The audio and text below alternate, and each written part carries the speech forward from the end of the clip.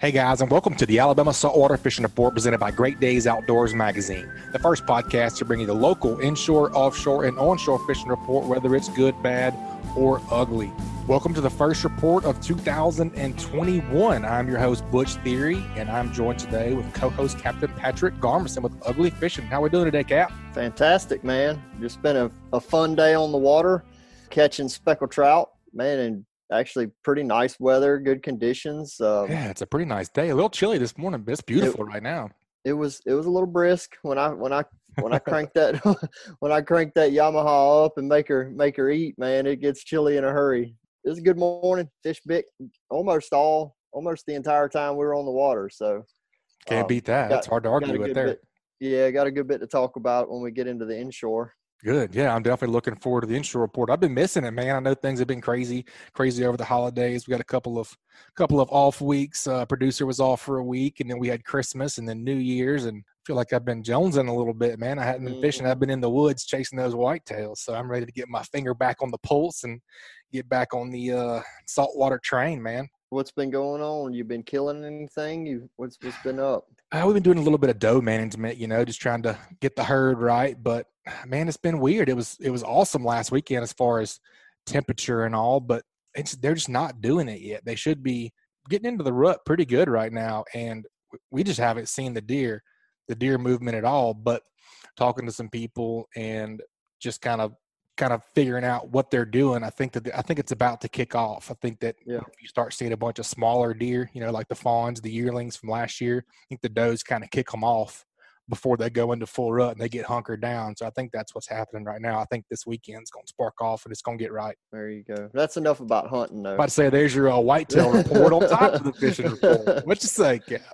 Let's get into some fishing. Who's bringing the show this week? This week's Alabama Saltwater Fishing Report is brought to us by Bucks Island. Bucks Island is a family-owned and operated business since 1948. They have new pontoon boats, bass boats, bow riders, and aluminum boats for sale. They love trade-ins for boats and motors. They can rig your boat or ship your new motor anywhere in the United States. They provide boat service on all kinds of boats, even if they weren't purchased from Bucks. They have factory-trained and certified technicians. Visit them at 4500 Highway 77 in Southside, Alabama, 35907, or give them a call at 256-442-2588. And also brought to you by SunSouth. This is the year to do more. And with John Deere equipment from SunSouth, you can do more and save more during the New Year's sales event. Get 0% financing on a great selection of John Deere equipment at SunSouth, like the 1025R and the 3025E tractors with loader, and Gator XUVs like the 835 cab. Never compromise on quality when you go to John Deere. Shop SunSouth during the New Year's sales event. SunSouth, for those that do. Offer expires January 31st, 2021. Some restrictions may apply. See dealer for details. All right, Captain Patric, let's head on down and see what the old Pier Pounder's doing, Mr. David Thornton. All right, Mr. David, welcome back to the show. Tell us a fish story. What's been going on down there? What you been catching and where you been at? Well, I've been, good thing about living in Mobile is you can pick where you want to fish. And I fished Dolphin Island last week with my grandson and had a great time over there out in front of the old pier. And he even caught just a fantastic catch and photo and release black drum that was almost 36 inches long and weighed almost 26 pounds. I did see that. That's a giant. Yeah. So it was his personal best, and he was ecstatic. Of course, he's doing a CPR entry in the Alabama Coastal Fishermen's Association's year-round big fish contest. Awesome. That's one of our categories now. So I was really pleased, and he was a quarter inch off the record. So I was, really pleased that it was that big of a fish. It really made an impression on him. And I think after he caught it, he sat in the chair for about 20 minutes, and he didn't want to do anything after that. Just relish in the moment. Yeah. He had to kind of needed some recovery time after that one, because it was, those big drum even on medium tackle, he caught it on a 15-pound braid and a 10-foot rod, and it just really tired him out. But it takes about a minute per pound, even if you're fishing 20 or 30 pounds, it still takes about a minute per pound to wear those fish down. I like how you analyze that, David. I've heard you mention that about like the number of minutes per pound of fish, and that's pretty. That you don't think about that on a boat just because there's there's so many different scenarios where you may have a fish you hook real close to the boat and it doesn't pull a bunch of line. It just makes a couple circles or, but I mean, your fight, the only difference is current and distance from shore. So, it's pretty neat that y'all have kind of isolated that as a time frame on the catch. Yeah. It's sort of a foot ruler to kind of guesstimate, how big that fish is as to how long it's taken. Yeah. That's interesting. And it's, it's not a light drag. We're putting as much pressure as we can. Typically you hook fish like that on a pompano rig or just on a whiting rig. I've even caught them, good size ones like 20, 25 pounds on like 6 or 8 pound line. And it's still about the same thing. It's funny that it takes about the same amount of time to wear them down. And the great thing is they're tough fish, same with bull reds, and you can wear them down and even get photos, take some measurements and especially this time of year when the water's cool, put them back in the water and they swim away like nothing happened to them. That's right. They're great candidates for catch and release like that.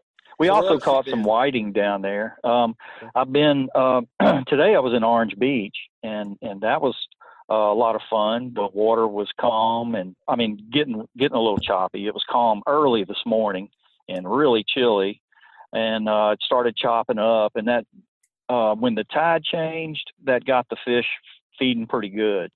Got into some pompano and whiting, and had a really fun midday session with that. The first 4 hours drew a double zero, didn't even get a bite. And the other fishermen I talked to, same thing.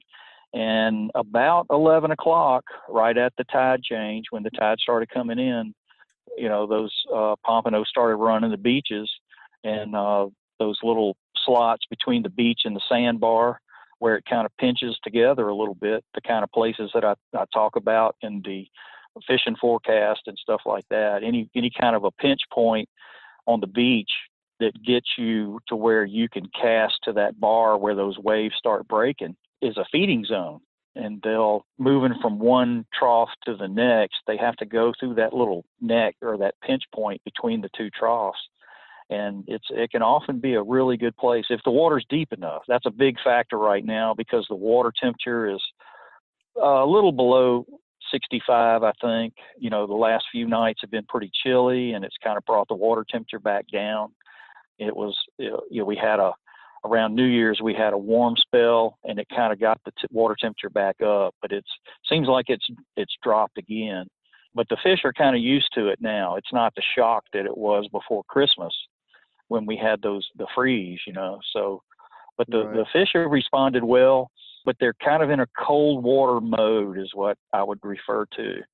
That, I've had to kind of change my tactics a little bit, and I'll get into that when we talk about a tip in a little bit. So, do you mind if I stop you for just a second? You're talking about the pinch points, and some of these areas are kind of small. So give me a scenario. If you were out there and you carried 3 rods out, would you want to put, say, 2 or 3 rods in one small pinch area and really micro focus on an area, or would you want to spread it out and try to find 2 or 3 in a reasonable range and have your rods set at one at each one? The pinch points are great locations along the beach, and a lot of people, when you're walking down the beach, just overlook them. But what you'll see is the waves off the beach aren't breaking everywhere. Just like sandbars in a river or in the bay, they're not all the same depth. And some of these that are closer to shore, like within, say, 50 yards casting distance, might have a nice little trough behind them that is even 6 or 8 feet deep that connects 2 larger, deeper troughs where the sandbar may bend further out away from the beach. And the water can be even deeper, 10 or 12 feet deep. And, it doesn't sound like a lot, but just that difference to these fish that are only used to, a foot or so of tidal difference on a day-to-day basis, the way that the waves break and dislodge their food items that they're waiting on, it's just a feeding zone for them because the waves grind up the bottom and deliver all this food to them. And all they have to do is sit on that backside of that sandbar. When the tide turns and starts coming in, they can just lay along the edge of that sandbar and wait for the food to be brought to them. And if you can cast your line in that zone, you can just really mop up. So typically I'll approach it with like 3 or 4 rods if it's not real busy, and I'll try to bait that many. And hopefully there's so many fish like today that I couldn't fish but with 1 rod. But typically you would set out 2 or 3 rods at least, and you might stagger the distance at first just to dial them in and see how deep they're running and which side of that pinch point that they might be on. And a lot of that depends on the wind and current. I like to start on the up current or upwind side and kind of concentrate on it. And typically my rods will be no more than 50 feet apart, because 40, 50 feet, something like that, 30 to 50 maybe. And because I want to be able to reach them fairly quickly, you'll dang, see a bite. You want some sprints out there. You wearing me out. Yeah, you do. Yeah, well, if you watch some of, Ultimate Beach Bum, it's little wonder that guy's so skinny the way he runs, and sprinting after those fish biting. When you get old and cranky like me, it's like, well, if I get him, I do, and if not, he'll just get bigger next time. That's right. But yeah, so I want those rods within a few steps. It's like I can sprint a short distance, but not like some young fellow like Bama Beach Bum does. No. Well, that painted a good picture for me. I was just curious if it was worth to put all your eggs in one basket and move from one trough to the next. But it sounds like if you see a couple in a close proximity, to go ahead and get a rod in each one.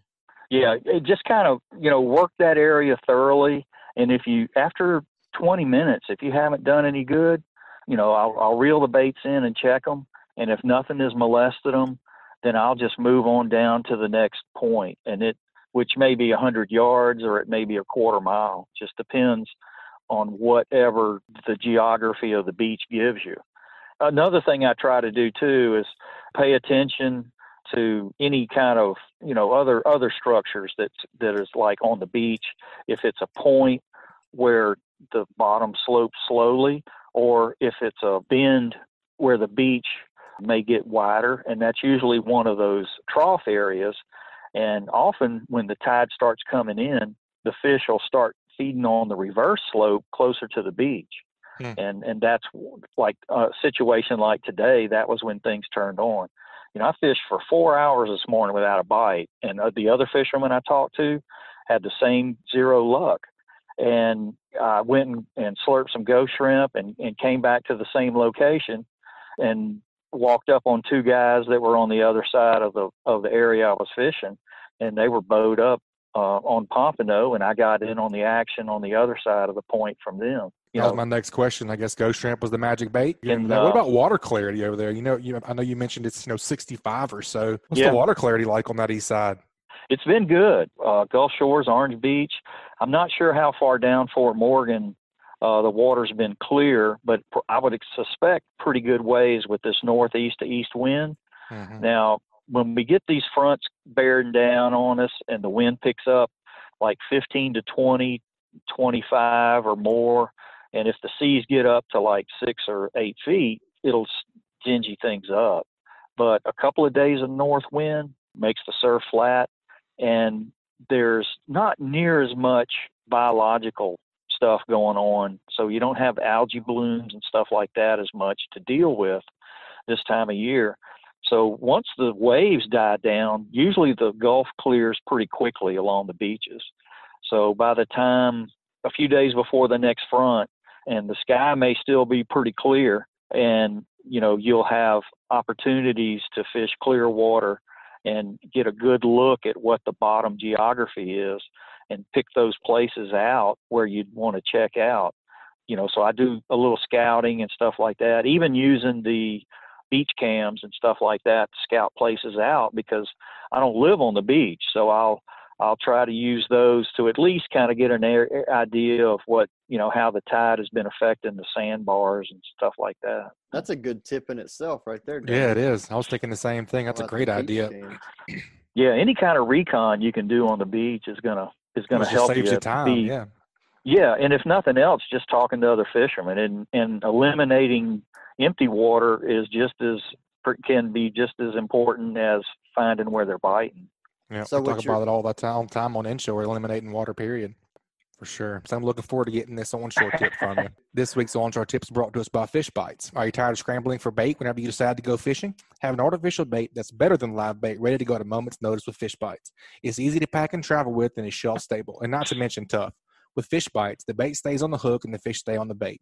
Check out the full line of scented saltwater and freshwater baits, as well as tackle, at fishbites.com. What you think for a tip this week, Cap? Yeah, our sponsor, Fishbites, falls right into my tip, and that is the cooler water presents a situation to where the typical blue pack fish bites, the long lasting that everybody's pretty much used to, doesn't break down as quickly in this cool water. Plus, I think the fish themselves with the slower metabolism, they don't process odors as well. It's like, in fact, I even researched that cooler water doesn't disseminate odors as well as warmer water does. So, the fisherman has a lot of things kind of working against him. So, but fortunately, Fishbites makes a fast-acting formula.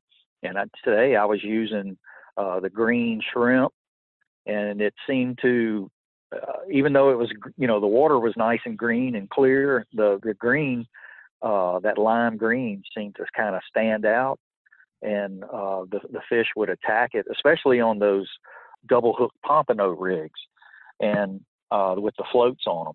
And so I'd put a couple of strips of that Fishbites on there, and that's what I was using on my long rod, because I'm making long, hard casts, and I'm, inclined to throw my organic bait off, but that Fishbites stays on pretty good.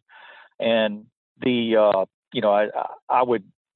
gnaw it off after 15, 20 minutes, but it still lasts a pretty good long time. And I actually caught a double on pompano on that, the green shrimp fast acting today, and took a picture of that I'll post on the page.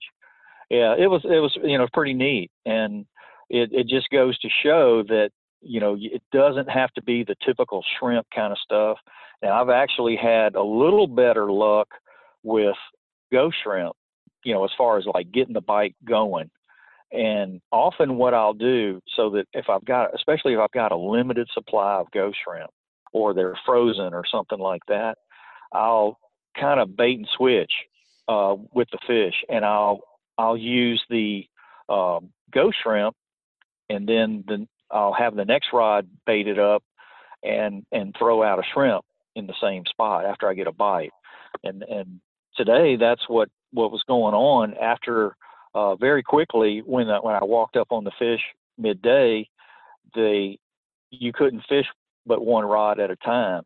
But while I was waiting for a bite, I would get the next rod ready. I would go ahead and bait my rig, and it's sitting there in the rod holder next to my other rod that I'm waiting for a bite on. And after a few minutes, if I don't get a bite, I go ahead and throw the one out that I've got ready, and then I'll reel in the other one and check it. That way I've always got a bait in the water, just in case a fish comes into that zone. And, because it's hard to tell, especially when the wind gets to blowing and it's a little choppy. Even an experienced fisherman may not detect a bite. Sometimes they'll grab that bait and they'll move in on it. Sometimes they just don't hit it hard, or maybe it's smaller fish that kind of peck it away. There's a lot of small, like 8 to 10 inch pompano in the surf zone right now in Gulf Shores, Orange Beach area, and over into the Panhandle as well. So, you have to kind of cull through them. I guess a lot like an inshore fisherman would cull through small specks to, get a nice slot limit, and it's the same way with pompano. And then you have these occasional other goodies that come by. I caught nice 16-inch whiting, and it didn't seem to matter after I got the fish biting whether I was using whichever bait I was using, whether it seemed like that if it slowed down, I'd go back to ghost shrimp. And then when it was really fast, I could go to an artificial like the jig or to the Fishbites. And I did want to give a shout out to my buddy Robin Martin in Orange Beach today. He caught a beautiful pompano, just over 3 pounds, on a jig, which is pretty unusual this time of year. He was jigging the area. Yeah, it really is. It was a nice 17-inch pompano, and we took some pictures. And before he released it, I weighed it for him on my hand scale and on my digital hand scale, and it was 3.04, and it swam off strong, So I was really proud for him, and he said that was his personal best. So there's some good pompano in the surf zone right now. Not tons of them. It's the old adage about 90% of the fish are in 10% of the water. I would narrow it down even more and say maybe 95% of the fish are in 5% of the water. It's those when you find those areas that produce, and you give them what they're looking for, the natural baits, and then supplement that with the artificial bait strips like Fishbites, and then with the regular shrimp as well. Especially, the fresher the better. And another thing I was going to add on my tip, especially with the ghost shrimp, is that you've got to have a product, something, a piece of pantyhose or some kind of cheesecloth or something. And this product called Miracle Thread is great too. And it's an thin elastic string, and you tie it on the hook, just either tie it onto the hook itself or the eye of the hook or just above the hook, and just a couple of half hitches so that it doesn't come loose. And then you about 3 inches on either side of the knot. And after you put that ghost shrimp on there, you can wrap it 3 or 4 times, and it'll stay on the hook during the cast. That's a great tip. Mm-hmm. It really is. And that's a catfish thing. The cat fishermen would use it to put chicken livers on a hook. There's some other mesh products that they make for like holding salmon eggs together or something like that. And so, there's several products out there that are useful, and they have several applications in salt water as well. Especially if you're using these soft baits that the fish seem to respond to better in this cool water. So it was worth it to me to go spend an hour and a half slurping up some ghost shrimp, and I had plenty to fish with today, and I've got some to take home and put in the freezer for next time. So yeah, it sounds like it paid off for you. I covered my bases. Oh yeah. Put together a good mess of fish, and when the tide came in, everything came together for a fun afternoon. So good deal. Sounds like a good day, David. That's right. That's a great report. Yeah. We appreciate you as always keeping us informed, Mr. David, and we'll look forward to talking with you next time as always. Yeah, I appreciate the opportunity, but it seems like a lot going on for early January. So hope everybody gets a chance to get out and enjoy it. Yeah, it's still some good fishing out there, thank goodness. All right, Captain Patrick, it's always good to hear from the old Pier pounder. Mr. David's a wealth of knowledge. He'll talk your ear off, but he's got some good stuff to say. A wealth of knowledge, though. That's right, no doubt. Love Mr. David. You can't replace that guy. Well, we look forward to the inshore report. Captain Patric Garmeson is going to give it to us. And Joe Baya is joining us for a little while. He's going to get the inshore report with us and hey, Cap. Throw in some useless banter, I'm sure. I was wondering who that guy was down there. I didn't recognize him. I'm just here for the comments. That's right. And he's going to do the offshore report with us with Captain Kendall as well. So welcome aboard, Joe. Good to see you. You guys as well. Happy New Year to you fellas Happy New over Year, there. Man. I can't believe it's 2021. It's crazy. Yeah, I'm ready for it. Let's put that other year behind us. It's got to get a little bit better. I'm just worried it's not going to get that much better. But we won't talk about that. We're talking about fishing today. Yep, all fishing. All right, Captain Patrick. Well, run us through it, man. I know you've been fishing a ton for it to be January 6th or 7th. Just kind of run us through what you've been doing and what's the pattern you're seeing, and just walk us through it, Cap. So sheephead, speckled trout, and a little bit of redfish. Haven't really ran across many redfish in the last week or two, but the sheephead and the speckled trout have been pretty much my main targets. Going slick lure almost exclusively on the trout, throwing a little bit of swim bait The Betts Halo Shad caught us some fish recently, but the slick lure and the little slick have been absolute money on the trout. And then just if anytime I've got a family or maybe some novice anglers, or I know I'm going to have some pretty conditions to be able to get out in the bay and target some sheephead, I like to try to hunt down some shrimp and try to have those guys in the live well on the boat. And a lot of times, like right now, I'm not having to, like I still have shrimp in the boat right now that have been in there since Friday. And so if we wanted to sheephead fish today, we had that option. Anyway, what you got, Joe? I say you raise your hand. Man, I have a question, Captain Patrick. Can I ask one? Pick me. With sheep's head, it seems like every year, it used to be like, oh yeah, man, March. I was just thinking time. That's not something that I think about this time of year. And it's like February. Now here we are, first of the year, and you're talking about sheep's head. Are they stacking up in the bay like what they do in the late winter, early spring, or is this more just kind of spotty? As far as are they stacking up, the answer is yes.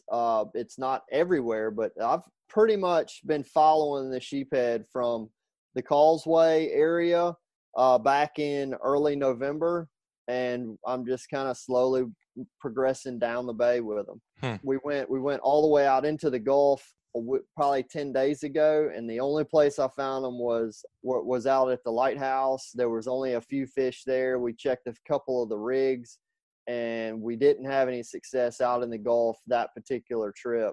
Not to say that there weren't any fish there, but we didn't see a lot of sign of them.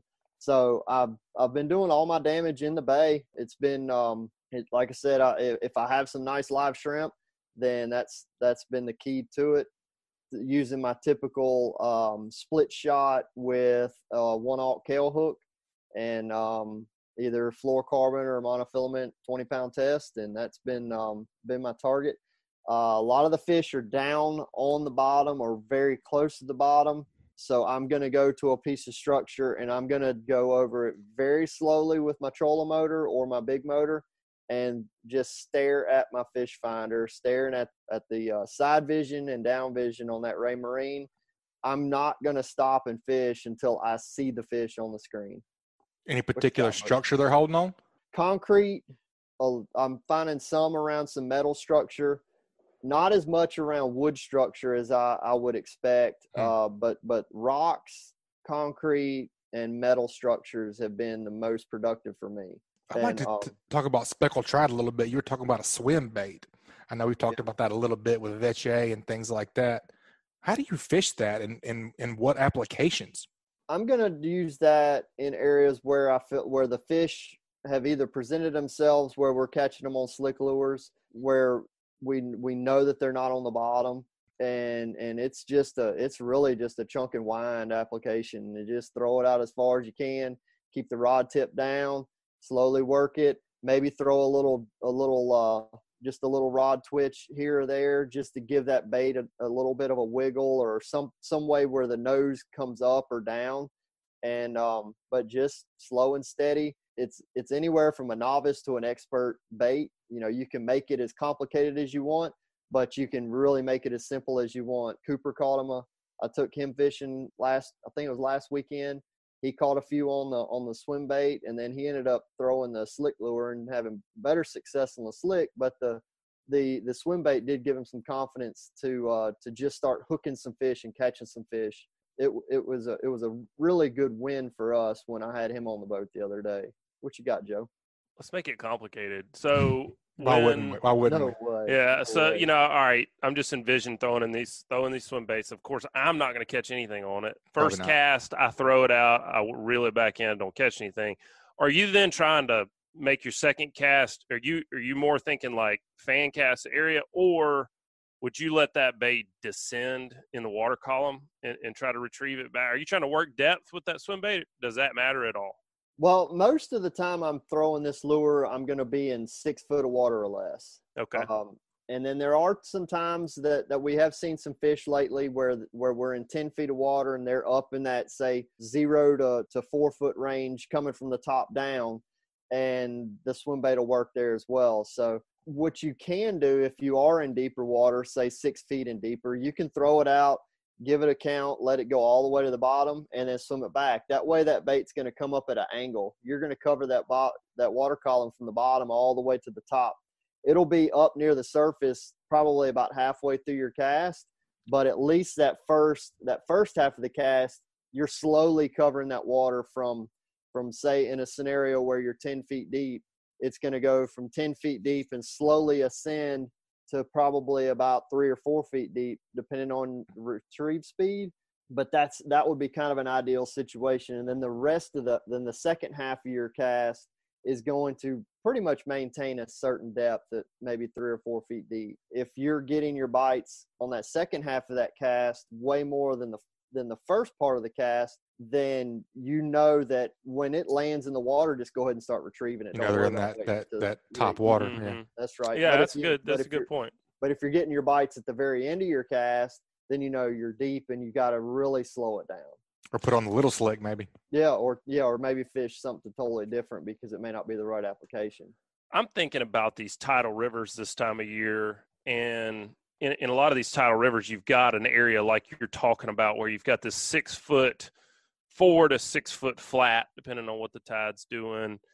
But then there's a drop off, and it'll drop off into that deeper river channel. You know, you just kind of envision one of these points where there's this drop off. And when you're setting up to fish an area that's like I described, where you have a flat and you also have a drop off, if you're setting up to fish that area with a swim bait, where would you want to put your boat? I mean, would you want to put your boat in the deeper water and throw into that shallower water and work across that drop off? Give me an idea how you go about setting up and fishing up whatever kind of areas you're fishing right now that fish are orienting on. So I would say, and Mr. David actually talked about this a little bit, was actually, are you going to cast deeper to shallower, and how are the fish? Are the fish going to go from shallow to deep as the tide's coming in, or deep to shallow? Well, a lot of times what I see is a lot what Mr. David was saying is going, as the tide's coming in, the fish are moving from shallow or from deep going shallower. And you've got two things happening there. In the wintertime, our tides are usually lowest towards the morning, coming in as the day warms, as the day increases, and the water is probably going to increase in water temperature. So not only is the flat, whether it be in 4 feet deep or 2 feet deep, the flat is filling up slowly. So it gives more water for the fish to be under or be within. And then also that flat is warming up. That's so right. As that tide is coming in, I'm going to stay deep and cast shallow, bringing it back out towards the deeper water. And in most cases, I'm going to continue to use that method. But if you feel like you're around fish and you're not getting bit, then it could be that you're not presenting your bait in the right direction. So you may want to reposition in shallow and throw deep and bring it back into shallow. And those fish may be oriented on that ledge. And as the bait is, as it would look as if it's fleeing onto the flat, the fish would strike it as that bait reaches that ledge. Here this week in particular, I found some fish. They were probably in 18 inches of water. I was landing my lure in about a foot of water, and I was swimming it out. And right when it would get, we're probably talking a 6-inch drop. But when it got to that zone, coming shallow into the deeper water, they were clobbering it like almost every cast. And that was a situation where I feel like those fish were kind of staging on that ledge until that water got a little bit higher. Then they were going to probably jump up and get even shallower. But they needed a little bit more water to come in with that tide. Great stuff, man. It is. That's great stuff. I'm sitting here envisioning it. I know I've said it before. I've got to put that in my arsenal. I just never think of it. I'm always throwing top water or slick lure. Man, these guys over here in Pensacola, they're actually fishing at night for these big giant trout, exclusively with swim baits. Most of them are doing it from a kayak. I'm like, right now, kayak fishing is cold, and they're catching these giant trout on these swim baits at night. No, not fishing lights. They're fishing points and that kind of thing. It's crazy stuff. I mean, there's more than one way to skin a cat, isn't there? Oh, yeah. It certainly is. It certainly is. And then, but like I said, with the my bait choices have really been very specific to big slick, little slick, swim bait, and the occasional hard bait. But man, I really am getting anti-treble hook to where I like that single hook from those soft plastic swim baits and slick lures. Yep. It's so much easier to protect the fish if you're just wanting to go out and have fun and catch and release fish, or catch and tag fish, which is what I do a lot of times on my free time, as I'm strictly tagging. That single hook is going to be it's just one entry in, one entry out. And if much nicer to the fish. Yep. A lot easier for the fish to recover from that.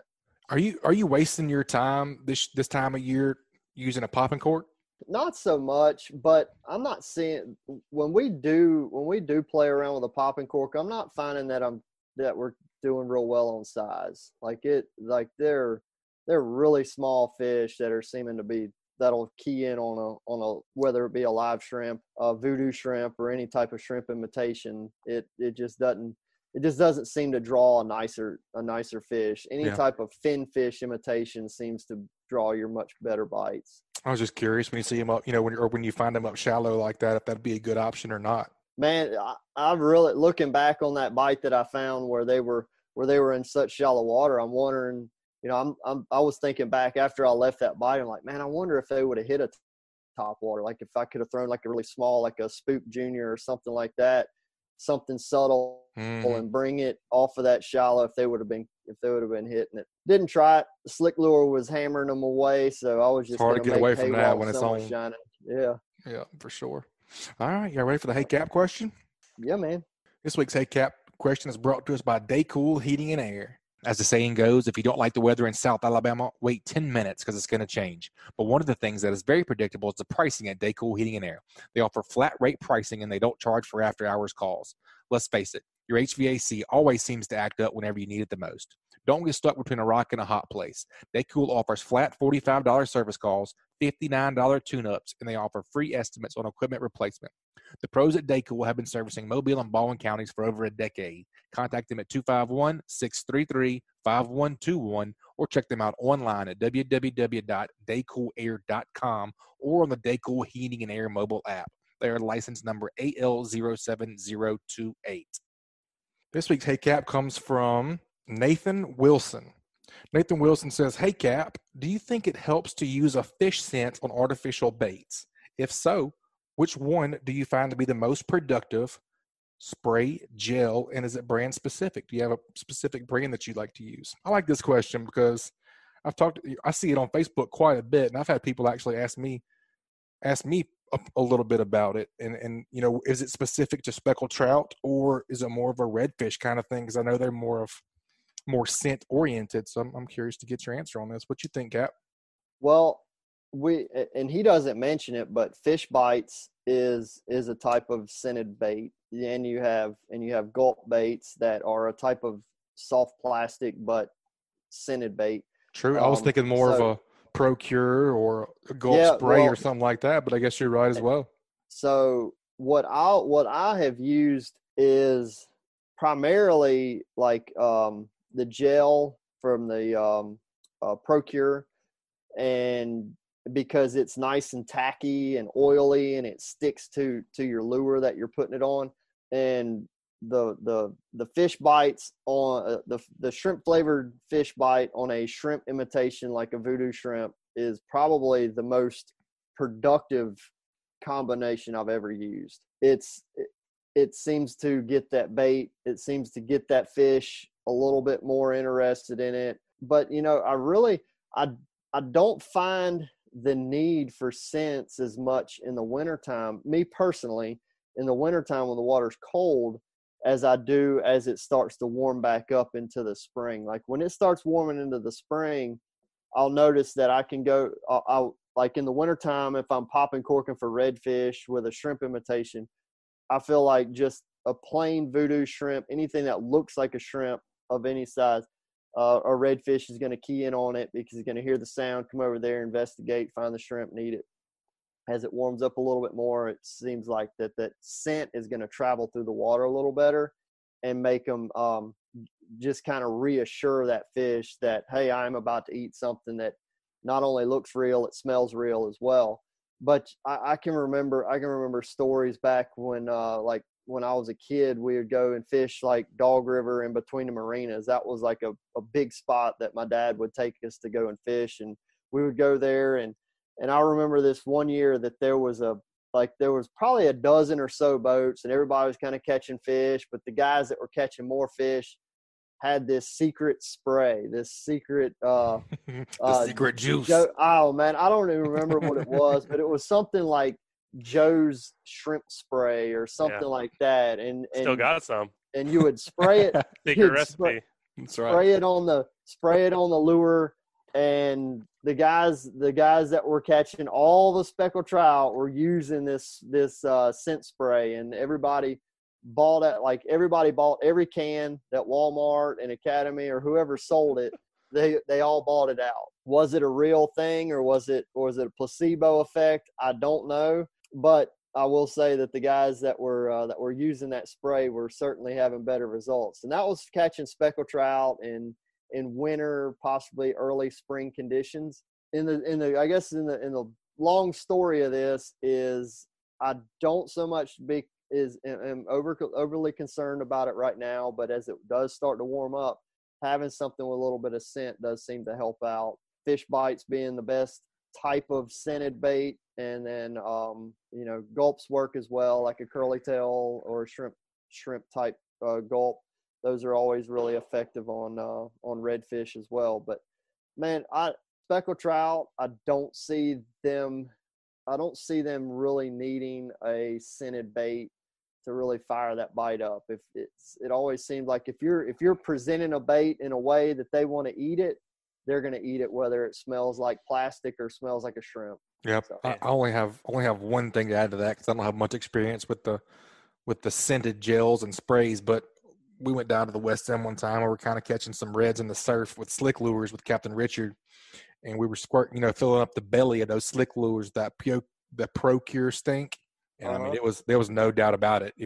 It was on like Donkey Kong. It was no doubt that Procure helped a ton. I mean, 1 to 10 without it, Well, and that's a really cheap test. For sure.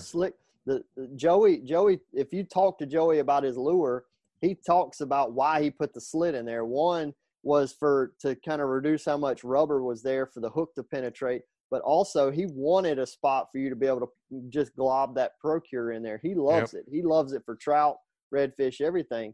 So you think if you buy a bottle, so it's like a 2.5 ounce bottle, and you put a freaking dab of it on a slick lure, and it stays on there for 25 or 30 casts, right, or possibly even longer.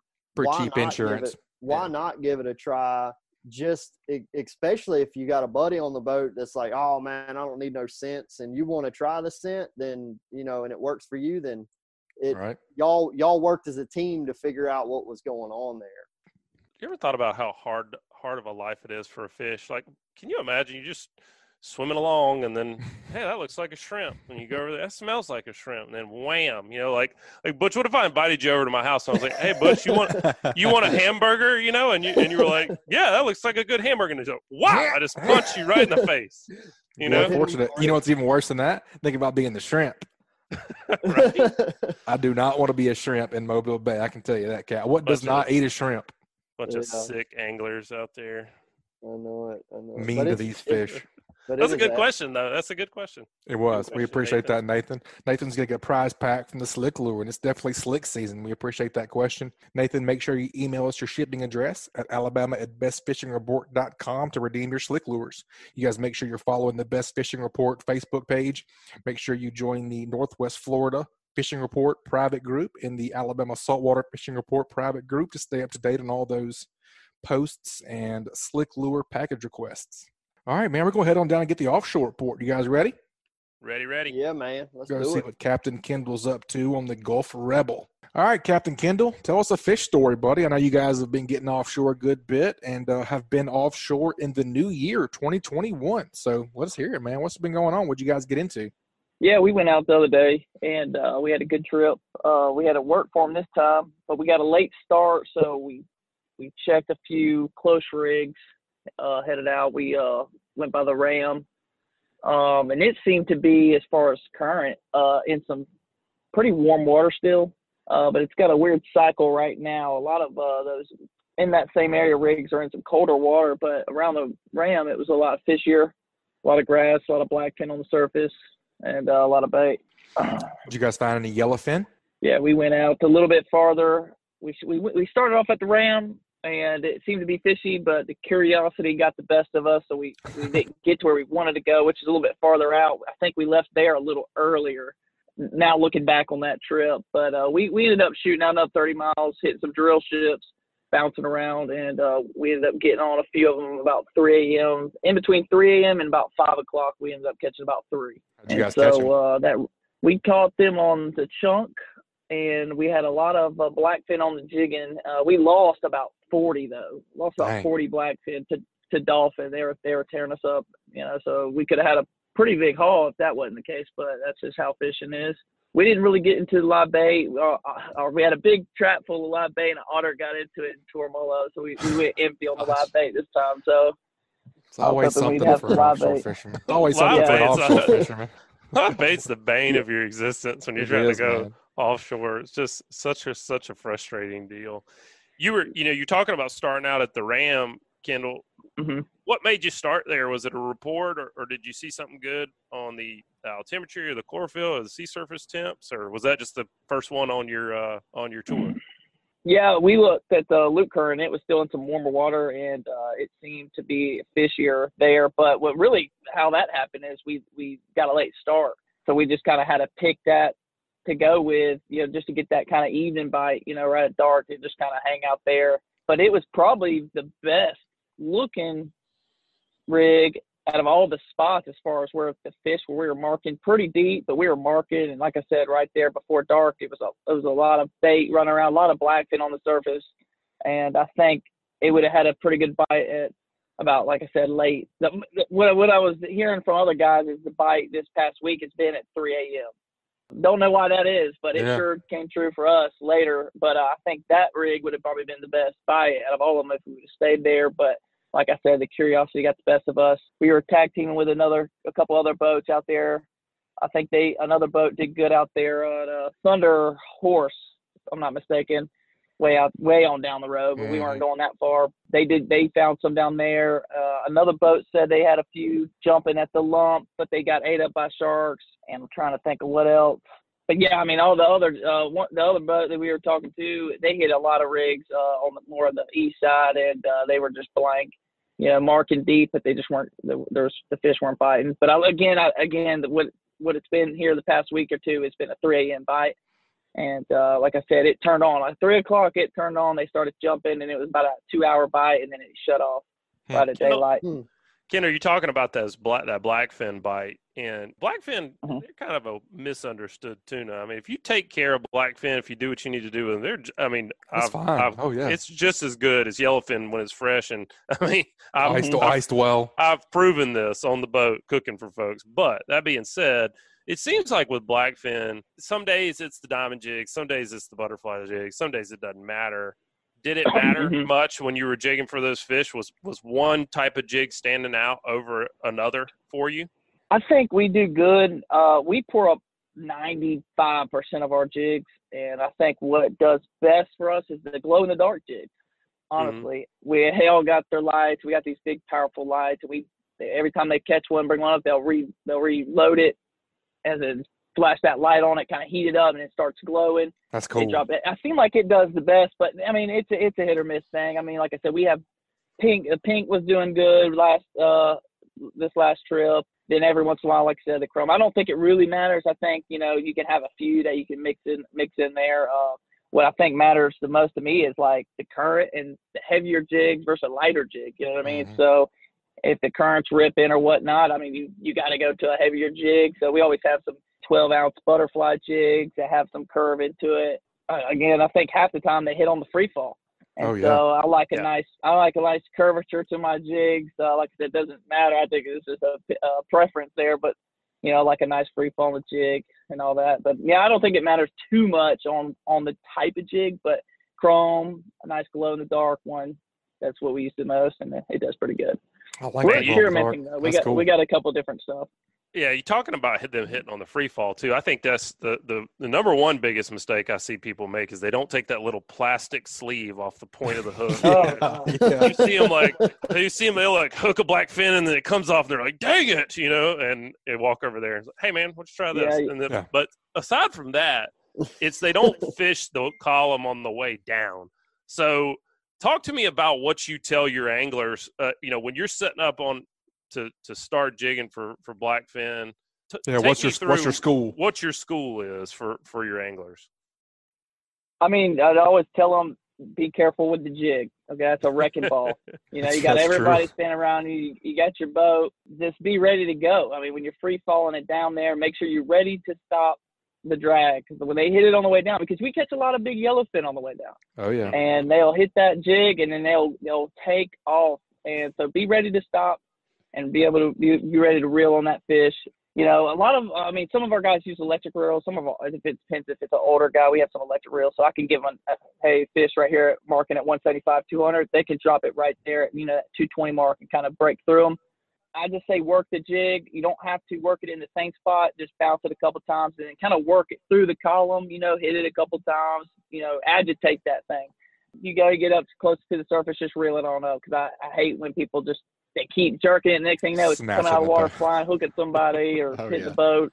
Well, that's why you leave that little plastic sleeve on. It protects everybody. That's right. I can't imagine that ever happening where somebody's not paying attention and would jank it into the boat. Right. Never happens. Especially not on a charter. Right. Must just be the Gulf Rebel guys, I guess. Yeah, probably. That's right. Well, did you guys find any marlin sightings, any stick nose? Yeah, we actually hooked up on one.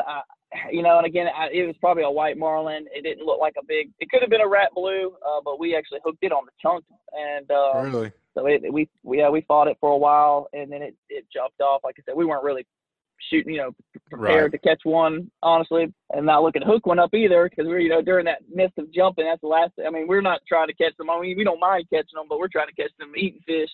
But it fought for, a good 20, 25 minutes, jumped off. But we actually caught it on the chunk. So, but it was exciting to see at the time, because it was kind of a long, hard working nighttime shift for us.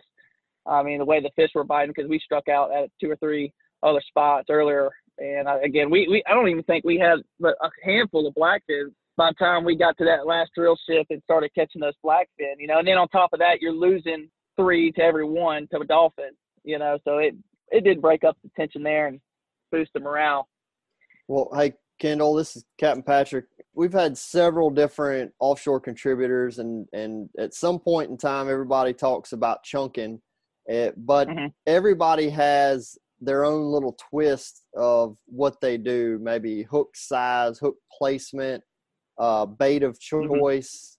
Give me a little rundown on your styrofoam coffee cups. Yeah, right. It's a tough, because I got some deckhands that prefer a certain way, and to me, I just tell them I don't care. Just somebody do something, somebody do the other thing, a little salt and pepper, and then because I've seen the work both of their ways. But some like the skin on, and some like the skin off. A nice big chunk right there in the red. We try to use the fresh. We'll bring out bonita and start with that. Anytime we get our hands on a fresh blackfin, we'll cut it up and sacrifice. Yeah, again, preference thing. Some people like to use long leaders, and some people like to use no leaders. And again, it's one of those things that, to me, I'm like, hey, do one of each. As long as it works. We've caught fish on right. We've caught fish on both. So to me, it doesn't matter as much.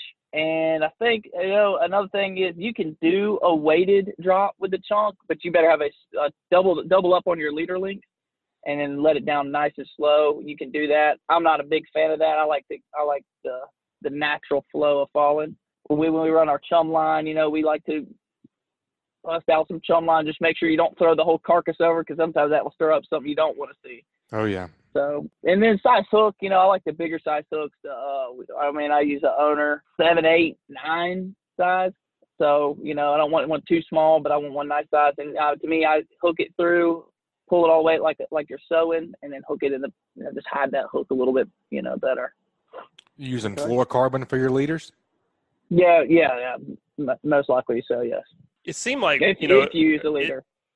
It seemed like in the wintertime, a lot of times, or even in the early spring, as we were fishing, you were getting out there. There weren't nearly as many people fishing. Now, this day and age, that may not be the case, but it seemed like you could get away with a little bit heavier leader earlier in the year. You didn't have to mix it up as much. I mean, we'd have trips where we just caught everything on the chunk, and then whereas into the summer we were having to chunk and kite and popper and all that. And so, are you seeing that out there right now? Like, what kind of leader material were you able to get away with on this trip? It's 80 pound. I think is what we've been as like our standard 80 pound. But we do have the 100 and we do have a 60. But I mean, the 80 works great. You can get away with 60. It's tough to wire 60. Yeah, but I mean, that's what I'm saying. 80 is probably I probably won't. I like to just stick with that. I think that works the best. That 80 for me. You could go higher. I don't see why not. It just depends on the length of your leader. If it's, if you have a short leader, I mean, you can kind of shy them away, I think, versus a longer leader, have a little bit more flow, a little bit naps, depending on if you're live baiting or chucking. Yeah, I mean, I'd stick with that 80 for sure. Kendall, you talked about the lump. Of course, we know we're going to see a big push of fish over there as we finish the winter. One of the other things they catch over there is some giant, absolutely giant wahoo. Will you see a push of wahoo on these floaters like the Ram Powell and the Marlin and the Beer Can and those rigs that are closest to the guys listening to this show? Will you see a push like that this time of year? This time of year, yeah, I would say so. We caught one about southeast of there for about 15 miles, so close to about 65 miles out from our pass. We hooked up on a nice, I think it was 41 and a half pounds. Nice. Yeah, about spoiled us because anybody was watching it at the time. But you guys fast trolling in? But, yeah, we were fast trolling in, so we hooked up on there. I think you'll start to see it get kind of shaky this wind in the springtime. You get a lot of rain, you get a lot of snow melting, and all these rivers start flooding out and kind of messing up the dirtiness of that water. You get a lot of mud. I think that will kind of start pushing them out, depending on how much it's raging, but it'll push them out farther offshore. You'll get some here and there trapped in, but we caught one. So, I mean, you can't catch them unless you're pulling. So that's right. Just put them out, put them out. For sure. That's an awesome report, man. We appreciate it. And that's going to bring us to our offshore tip. This week's offshore tip is brought to us by Advanced Transmission in Spanish Fort. Give the professionals a call who have been trusted on the Gulf Coast for over 25 years at 251-626-6061 or check them out online at www.advanced-transmission.com. What you think for an offshore tip this week, Captain Kendall? I have a pretty simple one here. I mean, like I said, we build a lot of our lures and our diamond jigs, but I know a lot of people can't and don't have the tools to do that. When you buy a store-bought diamond jig, just go ahead and buy some stinger hooks and add one to the top. I think I guarantee you'll catch a lot more fish if you do that. Just instead of banking on that standard treble hook at the bottom with that split ring. Sometimes I've lost many fish due to that hook breaking, that split ring breaking off. So again, I just make sure every time, if we do buy some, we actually just take them off. We take them off and go ahead and put a stinger hook at the top, and you can put one at the bottom too, as long as it depends on the size of the stinger hook you use to make sure they don't hook together. We favorite the one stinger hook at the top, and we wear them out. So my tip of this is if you buy some diamond jigs, go ahead and get you a pack of stinger hooks, throw one on the top. I mean, some people debate on that stinger hook at the top. It might rub your knot or something like that. I haven't personally had any problems with I mean, I've caught some big yellowfin on the jigs, and I haven't had a problem, losing one being tied up there by the knot. But if you do catch a few of them, just go ahead. You just got to check your leader, and it's okay to, sure. Right. It's okay to retie it after a couple of fish. Just make sure you're checking it. I think that's a really underdog tip there for everybody out there. Oh, I love that. Those are my favorite kind of tips. Yep. Yeah, because I mean, that's what I love about it is how many times have we used a diamond jig and I've never done that. I've never even seen that done. Mm-hmm. You were talking about putting that stinger hook up on top. Makes me also think, like, is it worthwhile to put I don't even know what they call it, but like on a butterfly jig, you're not tying it to the jig. You're tying it to the ring, the split ring, right, on the jig, so that your line is in line with the hook as opposed to pulling on the jig, pulling on the hook. Do you think it'd be worth it to do that on a diamond jig, or do you still are you able to get away with tying it straight to the jig? I mean, we've gotten away with it tying it straight to the jig. I guess it depends on the split ring, and it's been a while since you have to put one on. But I mean, if you got some good split rings, I mean, I wouldn't be opposed to put one on. But I just know the store-bought ones, every time we have a few that we do use, but like I said, we just go ahead and take them off. I feel like when they hit that diamond jig, and here, another little thing I've noticed is when they do have it on the bottom, that we get a lot of hits, but we don't get a lot of setup hook on when it's at the bottom for sure. I don't know if they're just hitting that jig and they're just kind of hitting the jig and that hook at the bottom, they're missing it. Well, and like on the butterfly jigs, it's not a split ring at the top. It's just a solid ring. That stinger hook is on, and so I don't even know what that would be called, or if you could even buy them, and how you would get it onto the. I don't even know that you could get it onto the jig, but so just stay away from the split rings is what I'm hearing. That's a cool tip, man. Right. I like well, that. And you talk about, we all talk about, I know I've definitely seen it most of the time, the tuna hit it on the flutter down. So maybe that jig is, going straight down and they're hitting it from up, and that the hook on the top of the jig is actually the bottom. Whew, that's getting deep. Yeah. Do you know what I'm saying? I fell asleep while you were talking about top and bottom. Oh gosh, that's a great tip, man. But no, that really is. And like I was saying, you can add one. We use some top and bottom. And this depends on the size. If you have a little, I can't remember if it's smaller or bigger size hook, they have a little bit longer, or brand, they have a little bit longer string hanging off. So if you don't want your hooks hooking together, I've seen that done before. I just don't remember if it was a bigger finger hook or a little one that has the longer. But at the top, it just never fails. At the top of your jig, it never fails. I'll tell you that. I like it, man. So that's a great tip. That is a great tip, man. We appreciate the report. And if folks want to get up with you guys and book a trip, what's the best way to get in touch with you? You got our Facebook page at Gulf Purple Charter, and you got Brian at 747 all sevens. Awesome, Captain Kendall. We appreciate the report, and we look forward to talking to you next time. You guys be safe out there and keep whacking them. Yes, sir. Appreciate it. Man, that's an awesome offshore report there, Captain Patric and Joe. I guess Captain Joe. You're still a captain, aren't you? Yeah. He doesn't look like one, though. Well, hey, look at him. He doesn't have coon eyes or anything. Look here, sir. Look at him. I earned my days on the water. I may not be I'm offended. I'm deeply offended, sir. He's just an office captain now. Right. Yeah. Hey, it's all good. Very office-like captain. Hey, it's no hate. No hate. Whenever I asked Captain Kendall how to book a charter with it, made me think about you. I left you out after your report. I didn't even ask you how to book a charter with you. What's your bookings look like, man? I know you've been fishing a ton. Yeah, so already knocked a few trips out for January. I think I've got a couple more already booked in January, but I'm booking February, March, April, May, I think possibly into June already.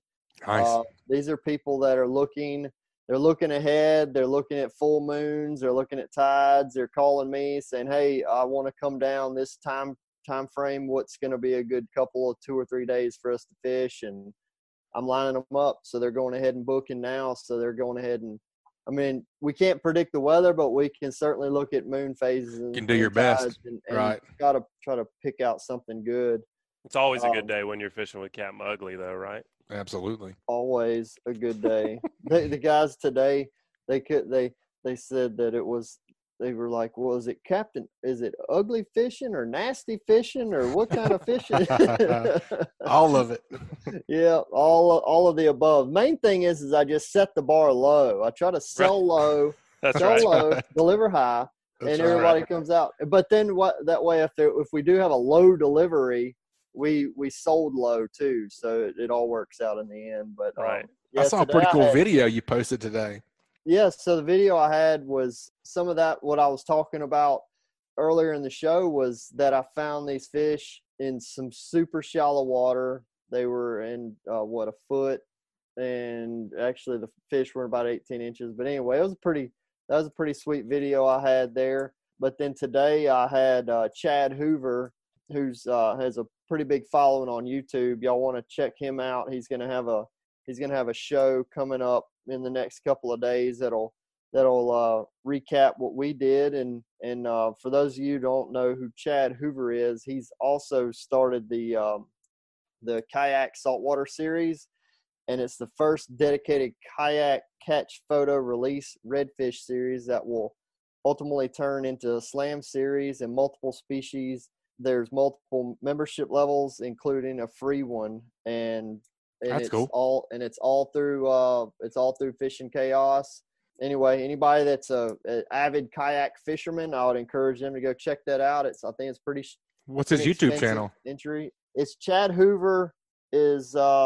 Chad Hoover is the name, but it's kayak bass fishing. Nice. And I have heard of him actually. Obviously, this show we won't be kayak fishing. We were on the Blue Wave. Right. We need to get him over to the Alabama Freshwater Fishing Report. Yeah, sounds like it. Mm-hmm. We'll get him set up. He's a talker, man. He likes to talk. So I know some people like that. You're gonna have to clear the. I don't know anybody that likes to talk around here. You'll have to clear some time for him. But yeah, he's a wealth of knowledge. Super passionate about what he does, about getting anglers out there kayaking, competing against one another. Good fair competition, and with the combination of him working with Fishing Chaos is doing everything that they can do to make the competition as fair and equal as possible. Just make it a very fun challenge. Yep. So anybody out there kayak fishing, I would encourage y'all to go check that out. Awesome, man. Well, if folks want to book a trip, what's the best way to get in touch with you? Give me a shout. You can call me or text me at 251-747-1554, or you can go to the web and go to uglyfishing.com, click the book now button, and you'll be able to see my calendar. Check your dates. If you need some help with looking at some, what are some optimal times? I mean, some people will say, well, what's optimal time for sheephead fishing? I've already booked some sheephead trips.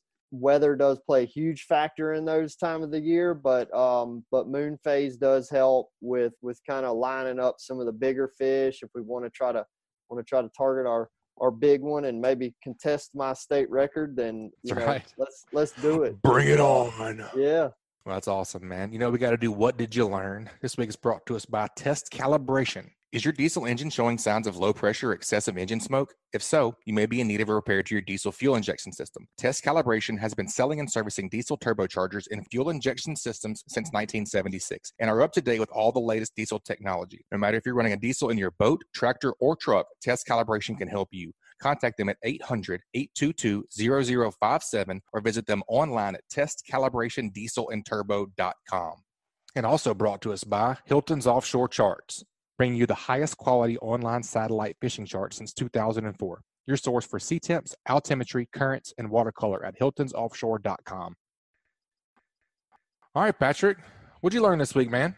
I like David's point to the fact that the fish were really responsive in those cuts and the pinch points, but not only that, but on the fact that and focusing on those, put all your effort into that right there. Putting that as a big focus, but then also the fact that the tide coming in, making the bar, putting more water on top of those bars and moving those fish up onto the bars in shallower areas. I just got done talking about it on the inshore world and how important it is. And I don't think about that when I'm going to the beach. Joe and I were just talking that usually beach fishing for me is cast it out, stick it in a rod holder, and drink a beer. Right. But if I want to be better at it. I didn't say that. I am always a student. I'm a student of all fisheries. Always very aware of what I'm doing. He is way different on the air versus off the air. Right. It's not what we just heard. But yeah, I agree with you. I think that was a really cool point that David brought up. So what about you, Joe? Well, I don't want to give you the big head, but it was something you said. You're talking about that swim bait fishing. The thing I really took away from what you were saying, I just never would have thought of this, but if you're getting bid as soon as you land, then your fish are up shallower. If you're getting bit as soon as you start working the bait after you let it sink, your fish are going to be deeper. If you're getting bit closer to the boat as you're reeling it in, then the fish are going to be shallower. I just thought that was a really smart way to look at it to help you pinpoint where the fish are in the column. Yeah, and if you need to change up, like we were talking about earlier, if you need to change to a little slick, if you're getting bit every time, as soon as you let it all the way sink to the bottom, and you start reeling, change to a little slick or even a bigger slick up top. But I guess if it's working on a swim bait, then you don't have to do that. But you get my point. I like That's right. Yeah. What about you, Butchie boy? Man, I really like the top, putting a split ring on the top of the diamond jig and or glow in the dark jig and jigging it that way. Or a stinger Kendall. hook, not a split ring. Yeah, we're putting a stinger hook on the split ring, right? I think he was saying he took the split ring completely off because they were having them break. And then doing like one of those little rope stinger hooks on it? Yeah, like what you would see on the butterfly jig. So that you're just doing like a girth hitch on the actual jig. Sure, putting it up top. So apparently you didn't learn what he said. Well, now I did. I liked it anyways, and now I like it even better. Now we got some. I'd never had a problem with those split rings breaking, so I would never thought of that. But yeah, that's how I took it anyway. Maybe we need to have him back on and get clarification. I'll be looking forward to listening to this tomorrow to see who's right. I'm sure it's right. Well, and if you think about it, on the flutter down, the top hook is really the bottom hook because it's going straight down. That's why you get all the bites on the way down. I don't know about that. Is it? You think because maybe you think it flips in the water? I don't think it flips in the water. Yeah, the top hook is the bottom hook for sure. This jig, I don't know. I'm not much in the offshore world. This jig y'all are talking about sounds absolutely ridiculous to me. So. Well, it's kind of like understanding altimetry, right? We had this conversation a while back. Yeah, I have to show you it. Go back to that show, Patrick. Once you understand altimetry, you can understand what me and Butch are talking. We're a little bit above you. Oh, I understand. I forgot you are Captain. Keep listening you just keep listening to the show, and you'll learn something eventually. You'll gradually start to absorb these things. And most of the time it takes me listening to the show about 6 or 7 times before it really fully sinks in. But this is what we're talking about, Captain Patrick. Look, here's a butterfly jig. This is a diamond jig kind of shape right here. That's what we're talking about, the glow in the dark. So that's the bottom hook, and this is what he's talking about, putting the top hook on the top here. Nice. Yeah. Okay. This is a great podcast, by the way, because everybody can't see anything. Well, but people get that I'm looking at something. So. All right, guys. Joe, we appreciate it as always, man. We appreciate you being on here. That's going to wrap it up. You guys, please subscribe, rate, and review wherever you listen to podcasts. If you'd like us to email the podcast each week, just text the word fishing to 314-665-1767. Again, just text the word fishing to 314-665-1767. Subscribe to our email list, and you guys get the new show each week. You guys stay tuned next week for the new Alabama Saltwater Fishing Report. You guys keep whacking them. We enjoyed it. This week's Alabama Saltwater Fishing Report is brought to you by Dixie Supply and Baker Metalworks are proud to be your metal roofing headquarters for over 40 years. Save time and money by buying from the most reliable manufacturer on the Gulf Coast. Buy it today, pick it up today. With the addition of their new store in Cantonment, Florida, they now have 8 locations to serve you. Dixie Supply and Baker Metalworks, your metal roofing headquarters. And also KillerDock. Are you suffering from dock dysfunction? Check out a full line of dock enhancement at KillerDock.com. That's KillerDock.com. Also brought to you by Coastal Conservation Association of Alabama. Check them out at CCAAlabama.org. This week's Saltwater Fishing Report is brought to you by Angelo Depaola, the Coastal Connection with eXp Realty, your boating and beach property specialist. Check me out on Facebook at Angelo Depaola Realtor, the Coastal Connection, or call me direct at 850-287-3440. Also brought to you by Foster Contracting, Fortified Roofing Pros. Did you know you could save up to 40% on your homeowner's insurance with a fortified roof? Learn more at fortifiedroofingpros.com or call them at 251-973-9999. This week's Alabama Saltwater Fishing Report was brought to you by me, Joe Baya, and National Land Realty. If I can help you in any way with the purchase or sale of land in Alabama or Florida, whether it's timberland, farmland, recreational land like hunting land, or even agricultural land or ranch land like a horse farm, drop me a message at jbaya@nationalland.com. That's JBAYA@nationalland.com. This week's episode of Alabama Saltwater Fishing Report is brought to you by me, Captain Patrick Garmeson and Ugly Fishing. You can shoot me a text or give me a call at 251-747-1554, or you can find us on the internet at www.uglyfishing.com.